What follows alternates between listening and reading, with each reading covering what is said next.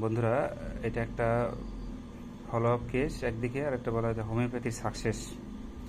আমরা রাত দিন বলে চলেছি এবং যেটা বলেছি সেটাই করছি। এর আগেও আমি অনেক কেস দেখিয়েছি এবং আরও একটা কেস আমার হাত দিয়ে ওর তলপেটে ব্যথা করতো এবং সেকেন্ডারি ইনফার্টিলিটি 4.5 বছর পরে। আর ডান দিকের কিডনিতে পাথর আছে, এটা 3.1 মিলিমিটার।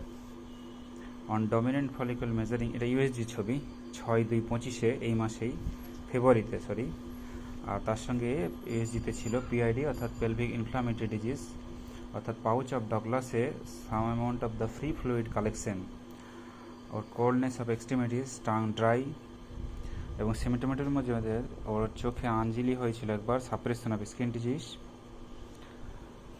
থার্স্টলেস, জল পিপাসা কম, শীত বেশি, ঘাম বেশি, মুখে ঘাম বেশি হয় এবং হাতের তালু পায়ের তালু ঘামতো, মাংস পছন্দ, টক পছন্দ, খাবার দাবার ঠান্ডার গরমের মধ্যে ঠান্ডা পছন্দ করে, মিষ্টি খুব একটা পছন্দ নয়, দুধ পছন্দ নয়, মাইল্ডার মেন্টাল সিমটমের মধ্যে mild disposition, fear of thunderstorm, prefers high pillow, weeping disposition.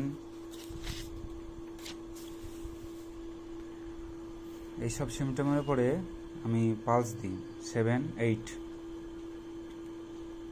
50 মিলিসিমালে দিই আমি। এবং ওর লাস্ট এলএমপি হয়েছিল 22/1/25 জানুয়ারি মাসে, লাস্ট মেন্স।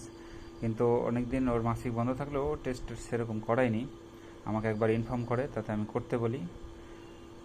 আর ফার্স্ট ভিজিট ছিল 6/2, সেকেন্ড ভিজিট ছিল 28/2/25, ইমপ্রুভড পালস 9-10, এবং তার সঙ্গে 26/3 আজকে নেক্সট থার্ড ভিজিট।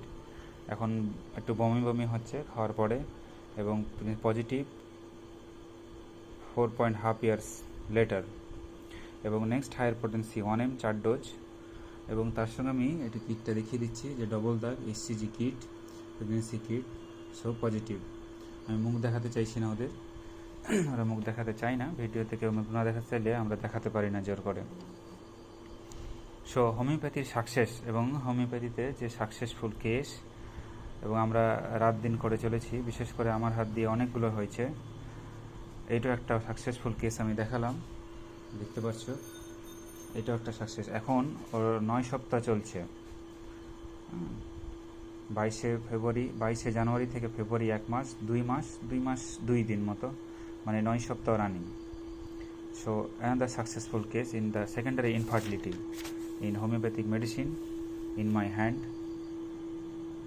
দেখালাম সাধারণ মানুষ যারা দেখেন ভিডিওগুলো তাদেরকে অবগত করার জন্য, এবং যারা শিখতে চাই কি কেন দিলাম, কী সিমটমের ভিত্তি করে, কী সিমটম ছিল, অ্যানালাইসিস অ্যান্ড ইভ্যালুয়েশন করে সিমটম টোটালিটি করে যে ওষুধ আসবে সেটা দিতে হবে। So treat the patient not the disease, রোগীর চিকিৎসা করো, রোগের নয়।